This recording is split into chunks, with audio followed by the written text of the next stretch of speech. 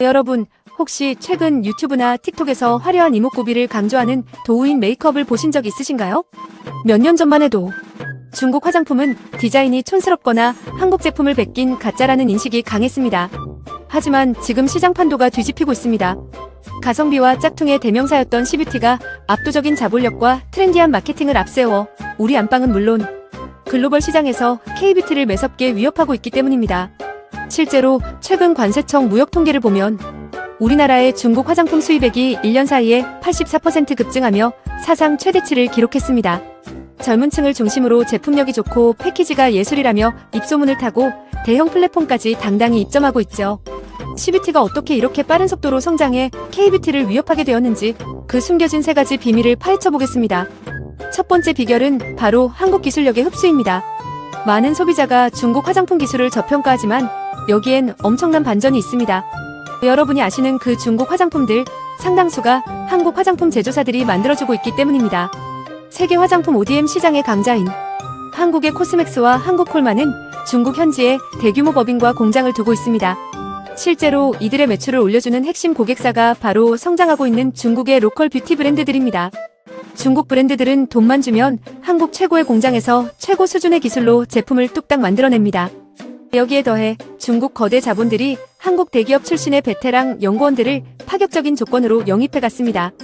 결국 외형은 중국 브랜드인데 알맹이와 기술력은 K뷰티의 유전자를 그대로 이식받은 셈입니다. 한국 기술로 무장한 중국 화장품이 가격까지 저렴하니 글로벌 소비자들이 지갑을 열지 않을 이유가 없는 것이죠.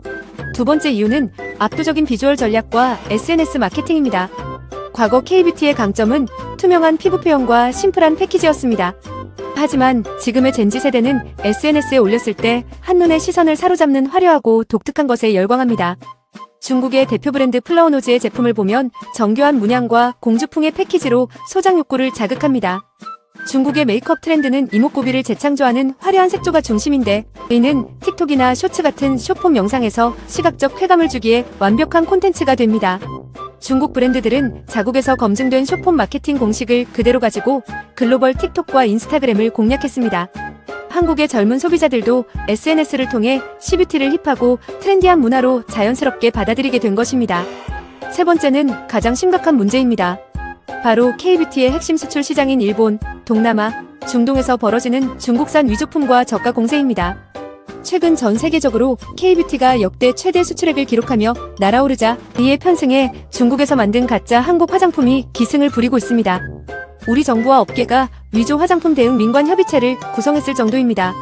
실제로 글로벌 유통기업의 발표에 따르면 중동 지역에서 한국 유명 브랜드의 중국산 가품이 대량으로 유통망에 먼저 깔리는 바람에 정품 한국 화장품의 수출이 지연되고 브랜드 이미지가 타격을 입었습니다.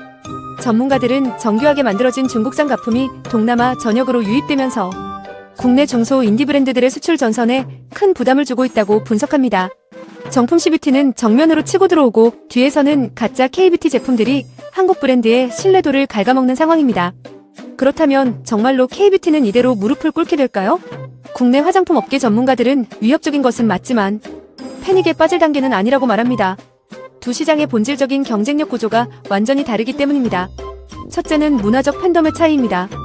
K뷰티의 세계적인 인기는 K-POP, K-드라마 같은 강력한 한국 문화 콘텐츠와 함께 움직입니다. 전 세계 소비자들이 한국 셀럽의 피부를 동경하며 소비하는 것이죠.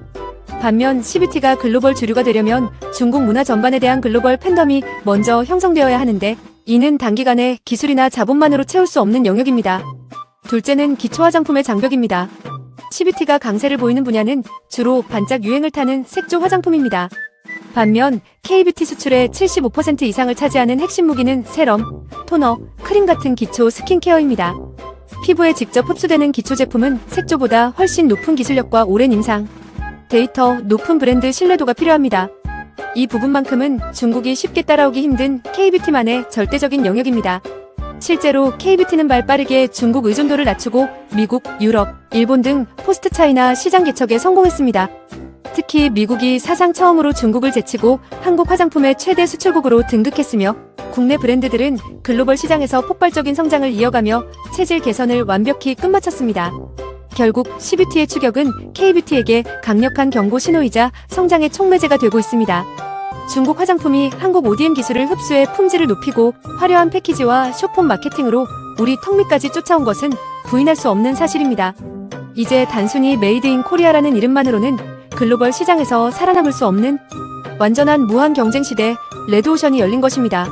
앞으로 K-뷰티가 이 위기를 넘어 전 세계 뷰티 시장의 절대 강자로 살아남기 위해서는 모방할 수 없는 독보적인 고기능성, 성분 개발과 프리미엄 제품군으로의 진화가 필수적일 것입니다. 또한 정부와 업계가 해외에서 유통되는 중국발, 가짜 K-뷰티 위조품들을 철저하게 단속하는 고강도 방어 전략도 필요합니다. K-뷰티는 이 거센 중국의 추격을 뿌리치고 글로벌 1위의 자리를 지켜낼 수 있을까요? 여러분의 생각은 어떠신가요? 댓글로 자유롭게 의견을 남겨주세요. 오늘 영상이 도움이 되셨다면 구독과 좋아요 부탁드립니다. 저는 다음에도 더 흥미롭고 유익한 이야기로 찾아오겠습니다. 시청해주셔서 감사합니다.